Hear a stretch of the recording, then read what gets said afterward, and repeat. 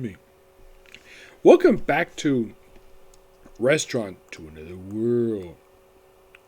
Anime review, episode number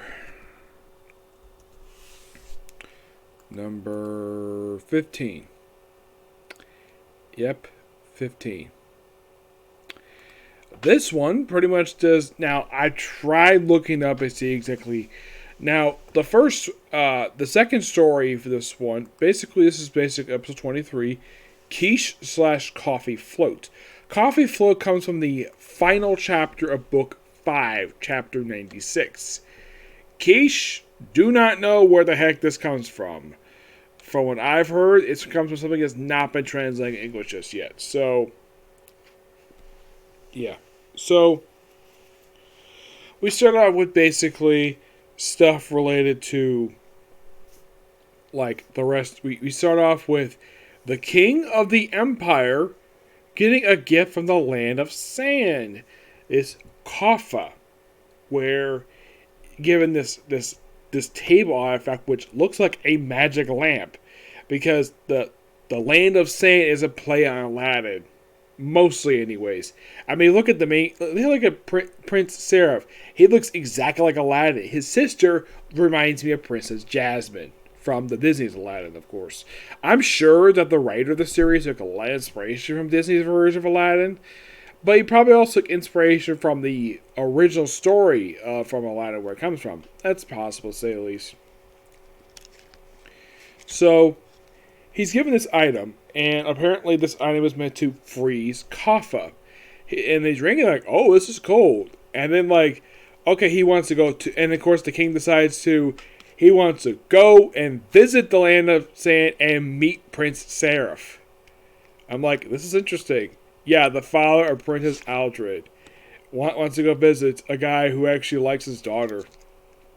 So, this I think is so hilarious. Okay, so he goes visit Princess Aldred in basically the house she's staying in. So, this I think is so funny. So, he basically is dressed in full armor, expecting to go into combat, and he goes to the country by himself without his soldiers. I'm like, okay, normally in fiction, whenever a king travels, a sitting active king, whenever he travels, he usually has an entourage. This guy travels by himself. Like, okay, this is a bit unusual, and they mentioned apparently this particular journey took probably a long time. Given the fact the land of sand, it's from what I can tell from the map that they frequently show in this series, that it takes a freaking long time. And he goes to meet Princess Seraph, and the Prince Seraph, and basically everything is all like hunky-dory, like become good friends. And then we come to the restaurant. It takes a little while to finally come to the restaurant. Well, and then of course we actually have this spy informing the kingdom, that's the name of a country, the kingdom, when this minister is informed about this meeting. Like, could this be a potential war? So he decides to take a walk in the underground, comes across the doors to another world, to the restaurant, of course. Excuse me. And this actually been unusual. By the way, this is only the 23rd episode of the whole series. For the first time ever, we actually see the restaurant crowded. Yes, it is crowded for the first time. We see various characters, like, basically have to share tables because the place is so freaking crowded. Like, why the heck it's so crowded?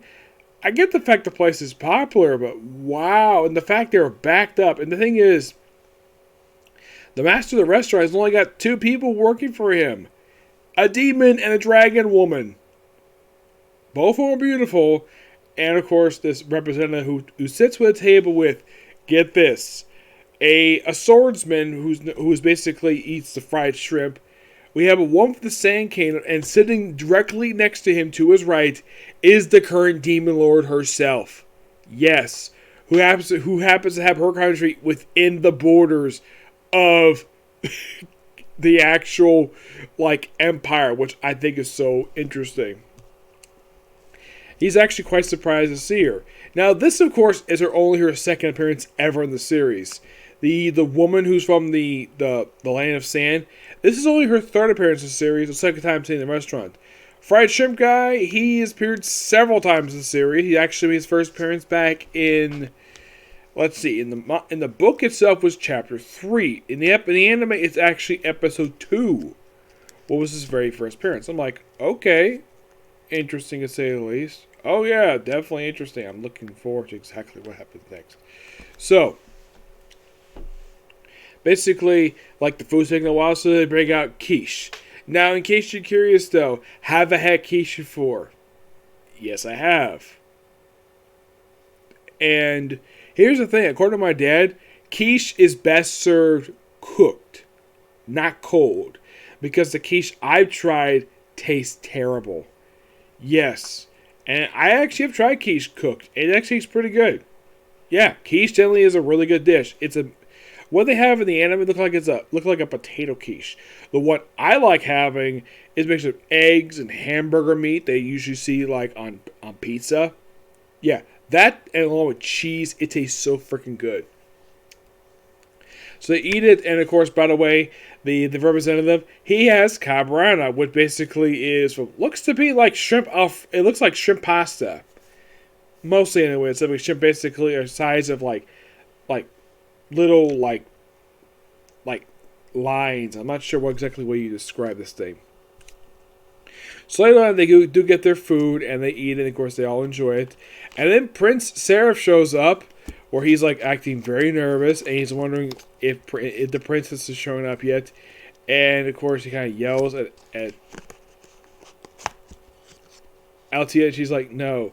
And then of course, he calms down, and of course, he drinks his water like crazy, waiting for his chocolate float, his coffee float. And so he sits there for a while, and then the princess finally shows up. And what does he do?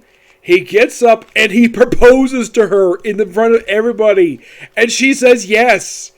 He calls her Andy.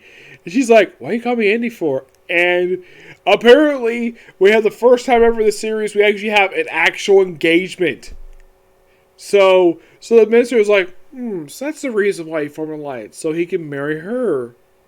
Not bad. Good on you, man. Yeah, from my perspective, I'm like, dude, you got yourself engaged to a beautiful woman. And this relationship actually who knows if the relationship will work out well? Who knows? This will be interesting at best. I wonder if he got her father's permission before he got a chance to do this. Because, like, apparently it's like they shook hands before, and the next thing he's like really nervous. And then he asked her to marry him. And it is shocking though the fact that she said yes. Yeah. It is shocking the fact that she did that.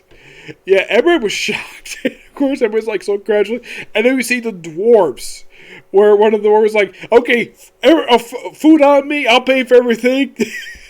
Okay. Yeah, and apparently Kira was the only one who actually knew that he was going to do this. Like, wow, that is something. Now, in case you're curious, though, have you ever seen wedding proposals in an anime before? Well, the ones I review, anyways. No, this actually is the first one. You could say, in the case of a few different series, I've seen people get engaged, but not actual wedding proposals per se. I mean, this happens in American fiction like a lot. This is a very popular thing that tends to happen. Heck, even happens in wrestling. Yep. I gotta say, this was a damn good episode. Yep. Yeah, I definitely can't wait for next week, which basically is going to be pork loin cutlet. And, excuse me, that one's going to be buffet, which pork loin cutlet actually comes from chapter 4. Basically chapter 80 of book 4. But buffet, I don't really know. It could become, like in the case of this episode here, it probably comes from the case of probably from the sequel manga to this one. It's possible to say at least, but who knows. But I'm definitely looking forward to next week's episode. Unknown if this could be the last one or not. I have no idea. It's possible, given the fact it's the 12th episode of the season. I think it's possible, but it all depends. Yeah, I should point out, though, that this episode that I just aired, This is the 11th episode of the season, despite being also the 23rd episode of the series. Could next episode be basically the final one? Possibly, to say the least. But it all depends exactly like what they're gonna do. Mm-hmm.